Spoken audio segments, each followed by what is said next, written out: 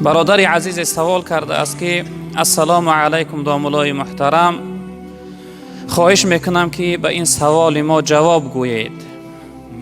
آیا حق خداوند بالای بندگانش و حق بندگان بالای خداوند چی است؟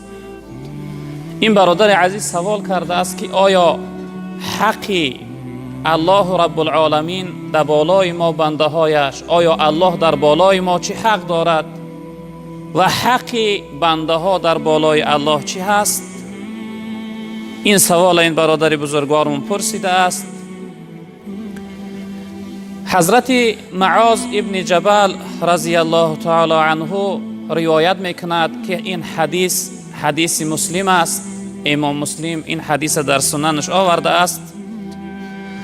حضرت میفرمایند که من روز همراهی پیغمبر بزرگوار صلی الله علیه وسلم در یک سفر همراه بودم.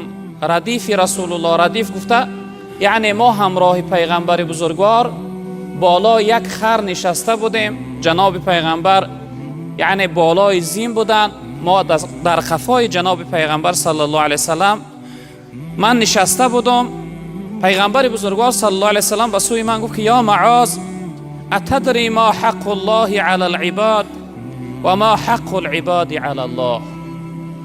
حضرت معاذ گفتم پیغمبر بزرگوار صلی الله علیه وسلم از من پرسیدن که ای معاذ، آیا میدانی که حق الله بالای بندگانش چی هست و حق بندگان بالای الله چی هست؟ آیا ایرت میدانی؟ حضرت معاذ رضی الله تعالی عنه گفتن که من گفتم که قلت الله و رسوله اعلم. اهل اصحاب یک آداب خیلی خوبی داشتن. وقتی پیغمبر بزرگوار هر چیزی از اونها میپرسید، پاسخ و جواب اونها این بود، گفتن الله و پیغمبرش داناتر است. وقتی پیغمبر بزرگوار پرسیدن که ای معاذ، تو میدانی که حق الله بالای بندگانش و حق بندگان بالای الله چی هست؟ حضرت معاذ چی جواب گفتن؟ گفتن الله و پیغمبرش داناتر است که چی حق است. و رسول اکرم صلی الله علیه وسلم جواب گفتن که حق الله علی العباد ان یعبدوه ولا یشرکوا به شیئا. تن حق الله در بالای بندگانش همین است که بندگان باید الله رب العالمین را عبادت کنند و یگان چیزی را در برابر عبادت بندگی خدا شریک نیارند.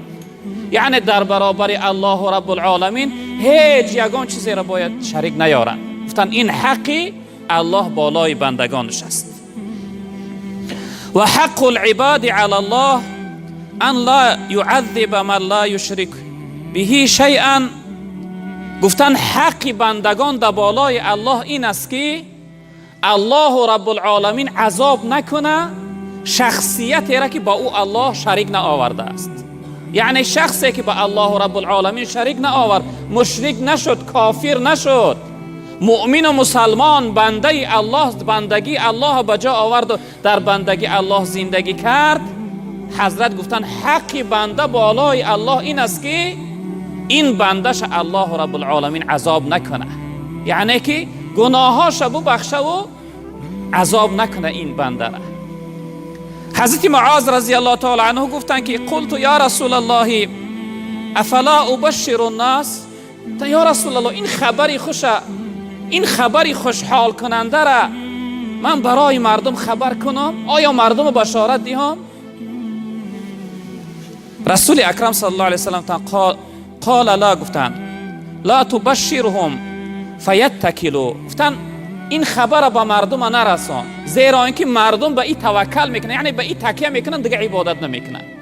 یعنی مؤمن ها و مسلمان ها یعنی تکیه به این میکنن، توکل به این میکنن که خداوند در وقتی ما با او شریک نیاریم، اگر چی عبادت و بندگی هم نکنیم، خداوند ما را مغفرت میکرده است، گناهامون را میبخشیده است، عذاب نمیکرده است. و این خاطر پیغمبر بزرگوار صلی الله علیه وسلم حضرت معاذ ابن جبل معا داشتن، گفتن این خبر مردم نرسون.